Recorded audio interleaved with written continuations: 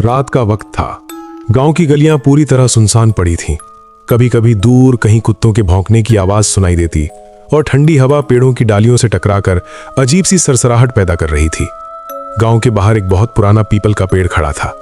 आज भी लोग कहते हैं कि उस पेड़ के पास से रात के अंधेरे में अजीब आवाजें आती हैं, कभी किसी औरत के रोने की तो कभी दिल दहला देने वाली चीखों की।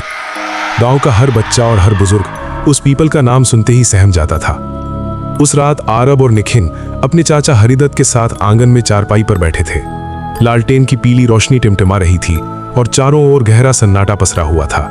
आरब ने डरते डरते पूछा, चाचा, लोग उस पीपल के पेड़ से इतना डरते क्यों हैं?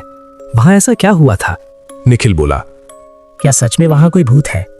चाचा हरिदत्त कुछ पल चुप रहे, फिर भारी आवाज में बोले, बेटा, इस पीपल की जड़ों में एक ऐसा राज दफन है जिसे सुनकर किसी की भी रूह कांप जाए।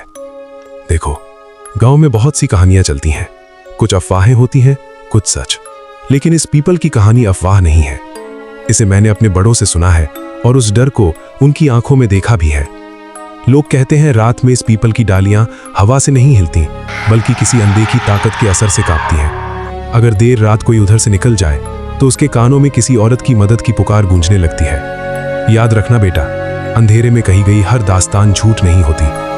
बहुत साल पहले इसी गांव में दो दोस्त रहते थे, सूरज और माधव। उनकी जिंदगी बिल्कुल आम थी, लेकिन एक रात उन्होंने ऐसी गलती कर दी जिसने उनकी किस्मत बदल दी। आधी रात का वक्त था। सूरज खेतों में पानी छोड़ने की तैयारी कर रहा था। उसकी पत्नी काव्या उसे बार बार रोक रही थी। काव्या बोली, इतनी रात को जाना जरूरी है क्या? मुझे डर लग रहा है। सूरज ने समझाया, घबराओ मत, माधव भी साथ है, हम जल्दी लौट आएंगे। इतना कहकर सूरज घर से निकल गया। थोड़ी देर बाद दोनों दोस्त अंधेरी राह से खेतों की ओर बढ़ने लगे। चारों तरफ सन्नाटा था। तभी अचानक एक दिल चीर देने वाली चीख। माधव कांपते हुए बोला, सूरज, तुमने सुना? सूरज ने कहा, हाँ, मुझे भी सुनाई दी। माधव घबरा गया। मुझे ठीक नहीं लग रहा, हमें वापस चलना चाहिए।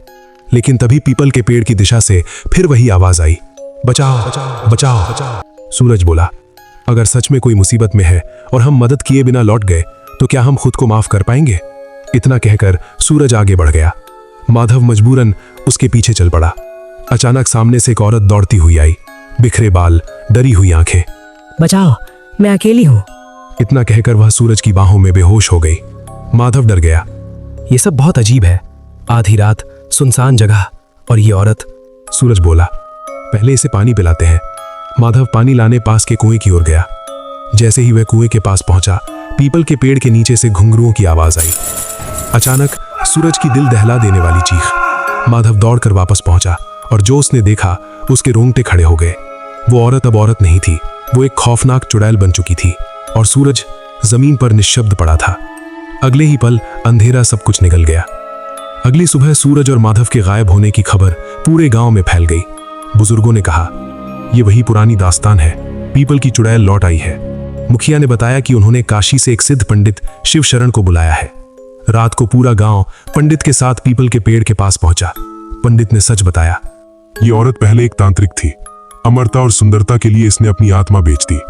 गांव वालों ने इसे यहीं पीपल से बांधकर जला दिया, लेकिन इसकी आत्मा इस पेड़ में कैद हो गई।